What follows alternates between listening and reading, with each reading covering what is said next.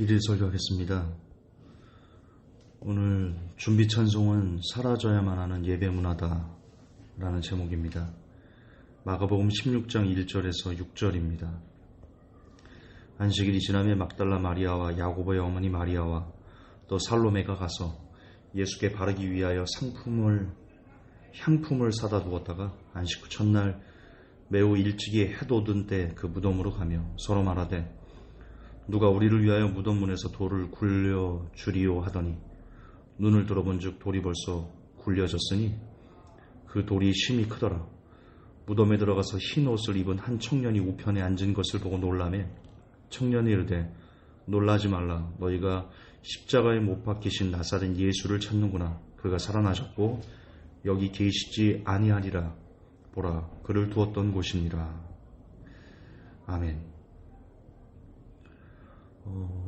여러분, 예배 준비라는 그 말과 문화에 저는 좀 문제점이 있다라고 생각을 합니다. 보통 우리의 예배 형식이 교회에 오면 준비 찬송을 하자고 하고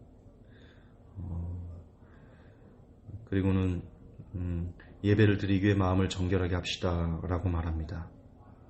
저도 그렇게 했었고요. 이를 통해 우리는 예배가 시작된다라고 생각하게 됩니다.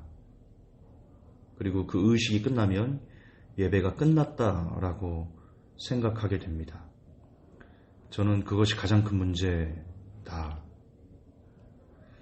그리고 그런 예배의 시작과 끝을 사람들에게 인식시키는 것에 그 도입부에 찬송을 준비한다, 예배를 준비한다 라는 말로 드려지는 것이 옳은 것일까?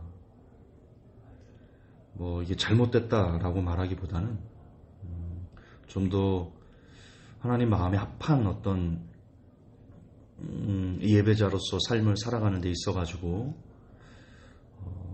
그다지 도움이 되지 않을 것 같다라고 생각을 합니다. 여러분, 오늘 본문에서 천사는 알고 있었습니다.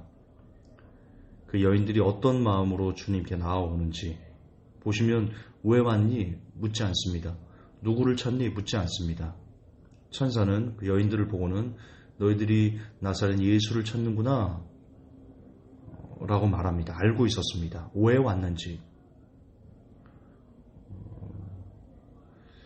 여러분, 천사가 아는 걸 주님이 모르실까요? 천사들은 사람들이 뭘 하고 있다가 주님께 오는지를 알고 있었는데 주님은 야, 가브리엘 천사는 넌 어떻게 이렇게 잘하니? 난 전혀 모르겠다. 주님이 그러실까요? 그러지 않습니다. 주님도 아시죠. 주님이 더 잘 아시죠. 우리가 어떤 중심으로 주님께 나오는지 주님이 아십니다. 지금 드린 말씀이 되게 중요한 개념입니다. 무슨 말이냐면 예배는 예배 시간에 준비해서는 안 되는 것이기 때문입니다. 다시 강조하지만 중요합니다. 예배는 예배 시간에 준비해서는 안 됩니다. 모든 걸 지켜보신 주님께서는 그 여인들의 그 주님께 나오기까지의 그 과정의 그 삶들을 모두 보셨을 겁니다. 안식일이 끝나면 주님께 가서 향품을 바르기 위해서 그 향품을 사는 모습을 이미 보셨고 어서 빨리 주님께 가려고 안식일이 끝날 날만 학수고대하는 그 모습을 보셨고 새벽 일찍 주님께 가려고 준비하는 그 모든 일련의 과정들을 주님은 이미 보셨습니다. 여러분, 그것이 준비 찬송의 본질이라고 저는 생각을 합니다. 우리는 올해부터 토요일까지 주님을 그다지 생각하지 않고 세상 사람들과 별반 다르지 않은 심령 상태로, 다 그런 건 아니겠지만요, 많은 수의 교인들이 그럴 겁니다. 그리고 이제 교회 주일이 돼서 교회를 가서 준비 찬송을 시작하면 이제 예배 드리는구나, 그런 생각을 하게 됩니다. 준비 찬송이 사람들을 그렇게 이끌 수 있습니다. 무슨 말이냐? 예배를 드리지 않고 살다가 이제 주일날 준비 찬송을 시작하면 이제 예배를 드리는구나 라고 그렇게 오해하게 만들 수 있는 그런 일종의 통로가 될 수 있다. 그러나 다시 얘기하지만 준비 찬송은 그런 것이 아닙니다. 준비 찬송은 어떤 형식이 아니고요. 준비 찬송은 우리가 어떤 행위가 뭐라고 말할까, 그 예배관에서 벌어지는 예배의 시작을 알리는 그런 게 아닙니다. 준비 찬송은 월요일부터 토요일까지 우리가 주님을 많이 생각하고 기억하고 그분의 뜻대로 살아가려고 애를 쓰는 그런 모든 일련의 과정들이 준비 찬송의 본질입니다. 월요일부터 토요일까지 주님을 한 번도 생각하지 않고 지내다가 주일 예배가 돼서 그리고 교회 가서 준비 찬송을 시작하면 이제 주님 만날 준비를 한다는 것은 이미 예배에 실패하였다. 저는 그렇게 생각합니다. 안식일이 끝나면 주께 가려고 향품을 사는 그 모습이 준비 찬송이고, 어서 빨리 주님께 가려고 안식일이 끝날 날만 학수고대하는 그 여인들의 그 모습이 준비 찬송이고, 새벽 일찍 주님께 가려고 그 준비하는 그 모든 과정이 준비 찬송입니다. 그렇습니다. 예배는 매 순간 계속되어야 하는 겁니다. 매일의 삶이 예배고, 매일의 삶이 준비 찬송이고, 매일의 삶이 주님께 드려지는 그런 날마다의 그 삶 가운데 예배가 우리를 참된 예배자로 만들 수 있다. 그리고 그런 예배자들을 하나님께서는 원하시고 계신다. 그렇게 믿습니다. 다시 얘기하지만 주일 예배 시간대 중심을 다해서 하나님께 예배 드리는 거, 그것을 나쁘다 얘기하지 않습니다. 우리는 그렇게 드려야 됩니다. 그러나 정말 주일 예배 때 중심을 다해서, 진심을 다해서, 전심을 다해서 진리와 함께 예배하기 위해서는 월요일부터 토요일까지 우리 일상의 삶 가운데 우리가 열심을 다해서 주님을 찾고 주님을 구하고 문을 두드려서 주님께서 열어주신 그 문에 우리가 들어가서 주님과 함께 살려고 몸부림치는 그런 삶들이 있을 때, 그럴 때야 비로소 더 전심으로 신령과 진리로 주 앞에 예배 드릴 수 있을 것이다. 그런 예배자가 될 수 있을 것이다 생각합니다. 예배는 형식이 되어서는 안 됩니다. 정확한 표현은 예배가 형식에 갇혀서는 안 됩니다. 준비 찬송을 하고 대표 기도를 하고 설교를 하고 헌금을 하고, 그런 형식이 나쁘다라고 말하는 게 아닙니다.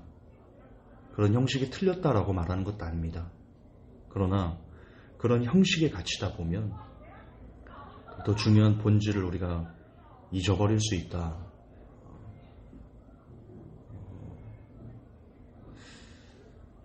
초대교회 때 성도들이 어떤 형식에 따라서 예배드리지 않았을 겁니다. 더 본질에 집중해서, 본질이 뭘까요? 하나님의 뜻, 하나님의 마음, 하나님의 중심, 그리고 그것을 우리가 쫓아가려는, 본받아가려는, 그리스도인이 되려는 그런 몸부림,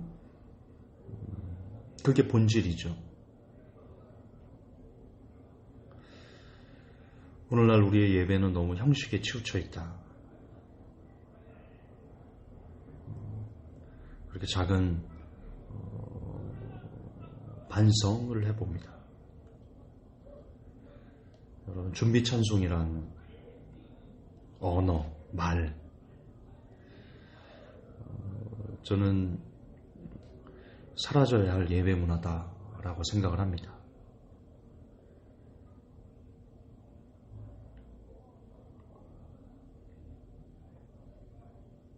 부디 제 설교에 오해가 없었으면 좋겠습니다. 찬송해야 됩니다.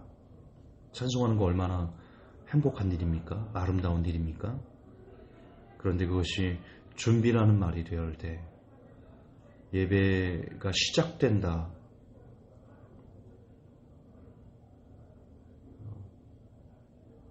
라는 생각을 우리에게 줄 때 우리 일상에서의 삶의 예배는 그것과 반비례해서 점점점 삶이 예배인 것을 잊어갈 수 있다. 그것을 경계하자라는 뜻입니다. 찬송해야 됩니다. 그러나 준비 찬송은 절대로 예배의 시작을 알리는 그 무엇이 아닙니다. 아까도 반복하지만 준비 찬송은 월요일부터 토요일까지 우리가 주님을 생각하고 주님께 나아가려고 하고 주님을 기억하고 주님의 은혜에 감사하고